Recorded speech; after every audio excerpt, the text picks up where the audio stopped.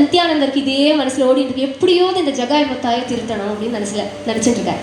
என்ன பண்றார், நேர ராத்திரியோட ராத்திரியா ஹரிநாம சங்கீர்த்தனை பண்ணிட்டு அவ இருக்கிற தெருவோரமா வரார் நித்யானந்த சுவாமி.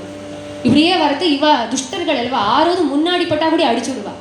இவரானா ஹரே கிருஷ்ணா கிருஷ்ண கிருஷ்ணா ஹரே ஹரே ஹரே ராம ராம ராம ஹரே ஹரே ஹரே கிருஷ்ணா கிருஷ்ண கிருஷ்ணா ஹரே ஹரே ஹரே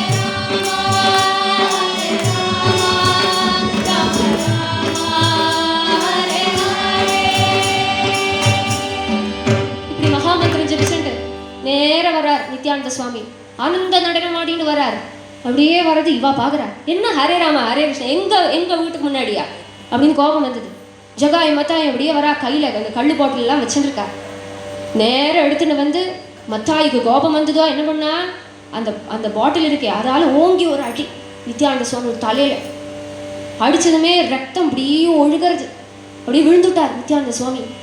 அவருக்கு என்னது ஆகுமோ அப்படின்னு பயந்து பதறி அடிச்சுன்னு பின்னாடி இருக்கிற பாகவதால ஓடி வரா. என்ன பண்றது? ஆனா நித்யானந்த சுவாமி ஆறு நித்யானந்த சுவாமி சாக்ஷாத் ஆதிசேஷமூர்த்தி சங்கர்ஷணமூர்த்தி. அவரை ஆருக்கும் அதை அடிக்க முடியுமோ? இந்த காண கிடைக்கிறதான எல்லா பிரம்மாண்டங்களையும் தன் சிரசுக்கு மேல சூடின்னு இருக்கிற சுவாமி.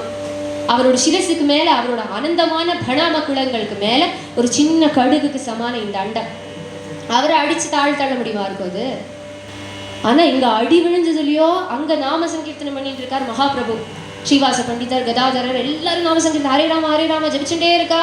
திடீர்னு என்னாச்சு, சைத்தன்ய மகாபிரபு எங்கேதோ பெரிய கோபம் வந்து கொடுத்து ஜகாய் மதாய் அப்படின்னு கோபத்தோட அப்படியே எல்லாத்தையும் விட்டு விறுவிறுன்னு ஓடுறார்.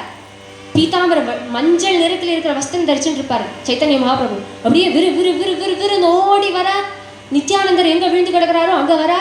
ஜகாய் மத்தாயை பார்க்கறாரு. அப்படியே ஒரு உதச்சு இப்படி சக்கரத்தை கூப்பிட்டு சக்கரா அப்படின்னு கத்துறாரு. சுதர்ஷன சக்கரம் வந்து கொடுத்து. ஆனா யாருக்குமே கண்ணுல தெரியறது இல்லை. ஜகாய் மத்தாய்க்கு கண்ணுல தெரிஞ்சு கொடுத்து பெரிய சுதர்ஷன சக்கரம் மகாபிரபுவோட சிரசுக்கு மேல அப்படி சுத்துறது. அதை கண்டு பயந்து நடுங்கி, சுதர்ஷன சக்கரத்துக்கு முன்னாடி நம்ம எல்லாம் ஏமாத்துற கிருமி மாதிரி புழு மாதிரி அப்படியே பயந்து நடுங்கி ஜடாய் மத்தாய் அப்படியே காலில் விழுந்துட்டா.